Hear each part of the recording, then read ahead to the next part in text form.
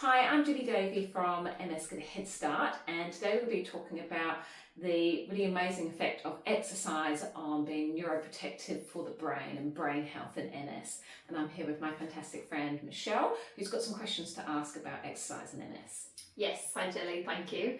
I'm not a neurophysio, I'm an MSK physio, but sometimes I get patients that come into the clinic that are quite young and they're newly diagnosed and they have some questions around exercise.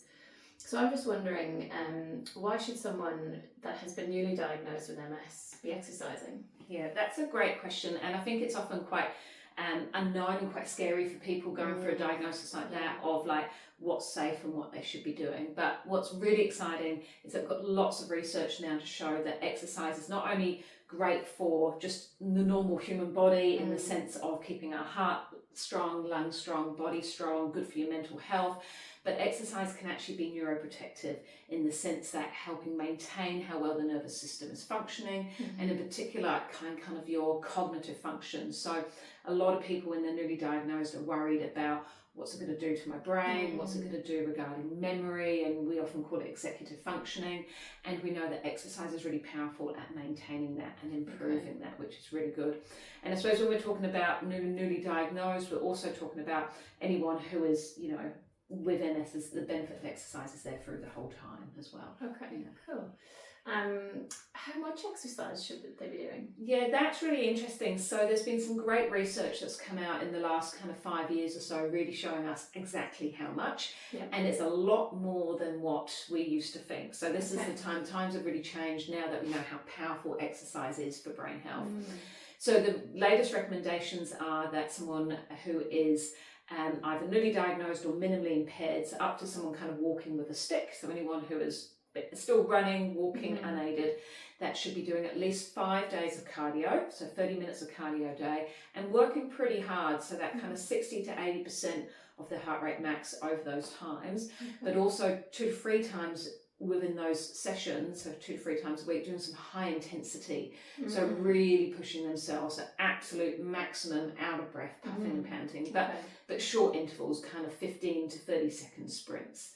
So we've got that cardio base because that's what's really helping drive some of that neuroprotection, and then we really need the strength training as well. So we do need people lifting weights twice a week, and that's really important, not only to maintain muscle, but to maintain the neural drive to the muscles as well.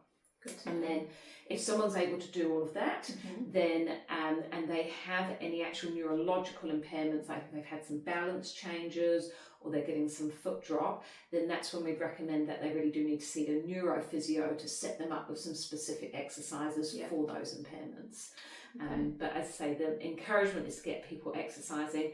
It sounds like a lot to start with, but we just try and get people to maybe start small, and it might take a year or so for someone to kind of get the changes and be comfortable to exercise that volume. Okay, so we could be recommending your 30 minutes of cardio 5 times a week, pushing hard. 2 strength sessions, also lifting heavy. Could you just tell me a little bit more about the strength sessions, with how many reps and sets should they be doing? Yeah, that's great. So something to help what people with MS experience, which is neuromuscular fatigue, that if we kind of take a normal training approach, which is kind of 10 to 12 reps and 3 sets, we often find with people with MS that they will be fatiguing too much, and actually will find that they're either not getting the benefits like the physiological changes, or they're just not enjoying it. So what we need to do with strength training is change that quite a bit. So we drop the reps down to 5 reps, so a lot shorter, but we still do a lot of sets. So we do probably 5 to 6 sets. So we're still getting the total volume of reps, but they do 5 and then they have a good rest. So because they're only doing 5, we encourage them to go quite heavy so that they really feel like they're getting good benefit from doing those 5. Okay, good to know. And is that the same from a fatigue management perspective for the cardio? Yeah, very similar. So again, with cardio, we know that if they just keep exercising at a steady state, often 2 things happen. They either get neuromuscular fatigue and they tend to get hot. So when people have got heat sensitivity, as they keep exercising, the system gets hotter and hotter, and then that can cause lots of kind of temporary system exacerbations, etc. Okay. So what we really recommend with that is interval training your cardio work as well. So if you're doing some, endurance training, but we'd ask people to maybe do that in either 1 minute or 2 minutes. I probably wouldn't go longer than a 4-minute block of continuous exercise before I'm stopping and having a rest. And that rest can be anywhere between 1 to 2 to 3 minutes and then going again. So a classic would be like a walk-run program. If someone is still running, that they can run, but then have a walk and then run. If someone's just at a walking point, it's a walk, and then can they have a sit-down rest? Like can they go to a park where there's benches that they can stop and rest and then walk again? Okay, good to know. You mentioned heat sensitivity, and I also know patients during summertime can get really hot when they're trying to train. Is there any other sort of advice we should be giving around that heat sensitivity and fatigue? Yeah, that's great, because it's often when the system gets hot that they get lots of funny symptoms, like, it might be dizziness or double vision, and really stuff that will put you off from exercising if that happens when you exercise.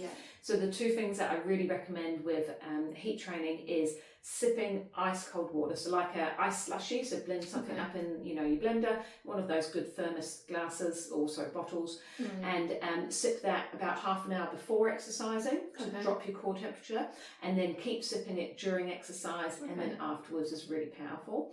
And then the other thing we recommend, that if you find that if the ice cold water doesn't work for you, or it kind of helps but isn't enough, and especially if you're someone pretty hot or you're very sensitive, is an ice vest. So which can be really helpful to help you exercise well. Oh, brilliant. Oh, thanks so much, Gilly. Good to know. Thank you. Thanks.